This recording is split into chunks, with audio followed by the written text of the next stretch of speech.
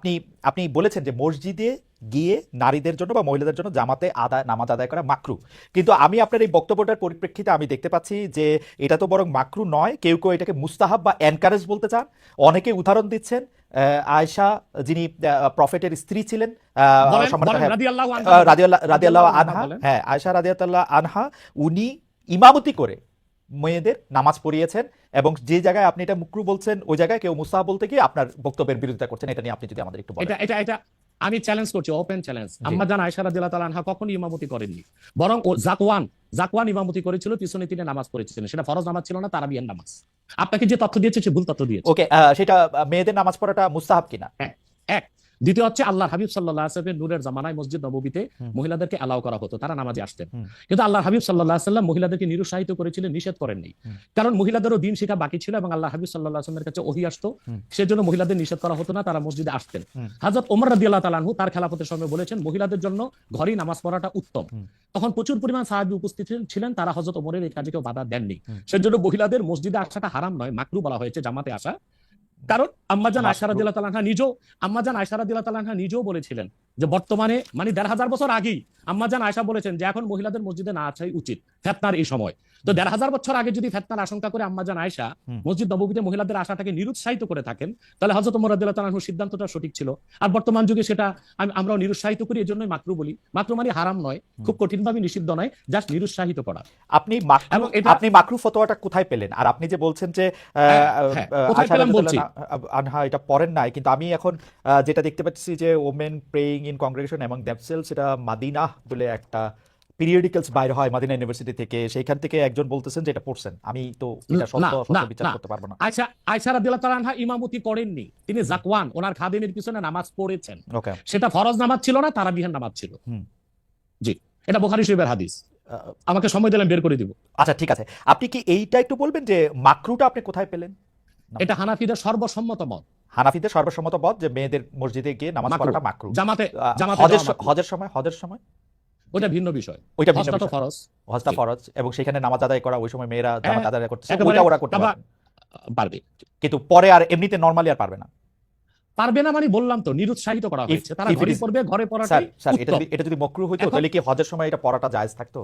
না, স্থানকাল ভেদে পার্থক্য আছে না। আপনি এখন তো আপনি আজকে আগামীকাল দুপুরে আপনি পানাহার করতে পারবেন, কিন্তু পহেলা রোজায় দুপুরে পানাহার করতে পারবেন? সেটা তো হারাম হয়ে যাবে না? স্থানকাল পাত্র বেশে হুকুমটা ভিন্ন হবে না? হবে, কিন্তু যেটা হজে পারমিটেড, যেটা হজের মাঠে পারমিটেড, সেটা আর পৃথিবীর কোথাও মাকরু হতে পারে? হজটা কি? হজটা হচ্ছে কাবাগরে যেতে হবে, পুরুষকেও যেতে হবে, মহিলাকেও যেতে হবে, কাবাগর একটাই, সেজন্য সেখানে সেটা ছাড় আছে। কিন্তু মসজিদ পৃথিবীতে একটা না, মহিলারা ঘরে নামাজ পড়তে পারবে। হ্যাঁ, তারপর আমরা এটা বলে থাকি, যেমন কোন মহিলা ঢাকা গেল শপিং করার জন্য, এখন নামাজের সময় হলো, সে বাড়িতে আসতে নামাজ কাজা হয়ে যাবে, সে বাইতুল মুকাররম যে নামাজ পড়ে নিক, মহিলাদের জন্য যদি সুব্যবস্থা থেকে পড়তে পারবে। মাকরুটাকে আপনি খুব বড় করে দেখার প্রয়োজন নাই। এই যে আপনার মাথায় টুপি নাই, এটাও কিন্তু মাকরু স্যার, যেটা মাথায় বসাও মাকরু, রাইট? যেটা কিন্তু তাই বলে তো আপনাকে আমি গুনাহগার বলতে পারছি না, আমি উৎসাহিত করব। স্যার, আমি যেটা বলতে চাইতেছি, এমন কোন কাজ কি আছে যেটা কাবাগারে করা যায়, অন্য যে কোনো জায়গায় আরেকটা মাকরু হিসেবে বিবেচিত হবে? আর কোন কাজ কি এরকম আছে? বোঝার জন্য জানতে চাইতেছি স্যার। হ্যাঁ, বোঝার জন্য বলতেছি। যেমন কাবাগারে উপস্থিত হলে ওযু অবস্থায় যেতে হবে, অন্য কোনো জায়গায় গেলে ওযু অবস্থা লাগবে না। কেউ যদি হজ করতে ইহরাম বাঁধে, স্ত্রীর সহবাস তার জন্য হারাম যতদিন কাবাগারে, না যেটা কাবাগারে করা যায় সেটা অন্য কোথাও হারাম আছে কিনা? কাবাগারে হ্যাঁ হারাম আছে, যেমন কাবাগার তোয়াফ করা হচ্ছে ফরজ, হজের একটা ফরজ, কিন্তু পৃথিবীর অন্য কোনো ঘর কোনো জায়গায় তোয়াফ করা যায় না, সেখানে যেটা অন্য জায়গায় যায় না। মানে যেহেতু কাবাগর তোয়াফ করা যায়, মানে কাবাগর শুধু তোয়াফের জায়গা, কাবাগর তোয়াফ করা ফরজ, কিন্তু পৃথিবীর অন্য কোনো মসজিদ বা আল্লাহর ওলির কোনো কবর বা মাজার তো তোয়াফ করা যাবে না, সেটা তো শিরক। তাহলে স্থানকাল পাত্র ভেদে এবং সময়ের ভিন্নতার কারণে হুকুম পরিবর্তন হয়। যেমন আমি আপনাকে একটা উদাহরণ দিয়েছি, আগামীকাল আপনাকে দুপুরে খেতে হবে, সেটা খাওয়া আপনার জন্য সওয়াবের কাজ। আল্লাহ বলেছেন কুলু ওয়াশরাবু, খাও পান করো, কিন্তু ঠিক পহেলা রোজার দিন দুপুরে আপনি খেতে পারবেন না, সেটা হারাম। অথবা মাকরুর বিষয়টাও স্থানকাল পাত্র ভেদে তো পরিবর্তন হবে। লাস্ট কোশ্চেন এই সিরিজে জাস্ট বোঝার জন্য, আমাদের অনেক দর্শক জানাচ্ছে যে সৌদি আরব সহ ইসলামী বিশ্বের অনেক দুনিয়ায় মেয়েদের জামাতে নামাজ পড়ার ব্যবস্থা মসজিদে আছে, তাহলে সেই ব্যাপারটা কি মাকরু কিনা, এবং তাদের শরিয়া বোর্ড সেইটাকে আসলে পরীক্ষা করছে কিনা? আবার বলেন তো প্রশ্নটা। এমন অনেক মুসলিম দেশ আছে সৌদি আরব সহ, আরব দেশ সহ, যেখানে জামাতে মেয়েদের নামাজ পড়ার ব্যবস্থা আছে, বিশেষ করে রমজানের সময় তো তারাবির নামাজের ক্ষেত্রে মেয়েরা অনেকেই যান, তো সেই ক্ষেত্রে তারা এই মাকরুর ব্যাপারটা অবগত কিনা, তাদের শরিয়া ব্যাপারটার দিকে নজর আছে কিনা?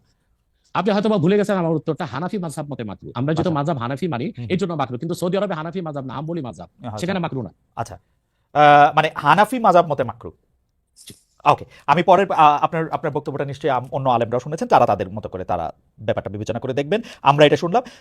এইবার নেক্সট প্রসঙ্গে বা প্রশ্নে আসি। আপনাকে জি আপনাকে আপনাকে নারীদের নামাজের ব্যাপারে একটা হাদিস শোনায় দিচ্ছি, জি সহিহ বলেন। মুসলিম, জি সহিহ মুসলিম জি হাদিস নাম্বার 1027, হুম আন আমরাতা বিনতে আব্দুর রহমান أنها أخبرته أن عائشة زوج النبي হুম صلى الله عليه وسلم قالت হুম لو أدرك رسول الله صلى الله عليه وسلم ما أدرك النساء لمنعهن المسجد। হুম পরিষ্কার সহিহ মুসলিমের হাদিস। হুম হযরত আমরা বিনতে আব্দুর রহমান বলেন, রাসূল সাল্লাল্লাহু আলাইহি সাল্লামের সহধর্মিণী হুম আল্লাহর হাবিব সাল্লাল্লাহু আলাইহি ওয়াসাল্লামের স্ত্রী আম্মাজান আয়েশা রাদিয়াল্লাহু তাআলা আনহা, হুম যার কথা বলেছেন তিনি নামাজ পড়েছেন, উনি বলেছেন যে বর্তমানে মহিলাদের এখনকার অবস্থা যদি আল্লাহর হাবিব সাল্লাল্লাহু আলাইহি ওয়াসাল্লাম দেখতেন তাহলে তাদেরকে মসজিদে আসতে নিষেধ করতেন। সহিহ মুসলিম হাদিস নাম্বার 1027।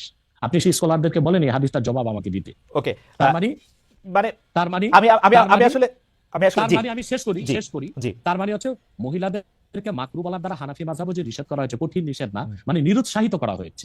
ওকে, ঠিক আছে, এটা নিশ্চয়ই এটা নিরুৎসাহিত করা হয়েছে। এটা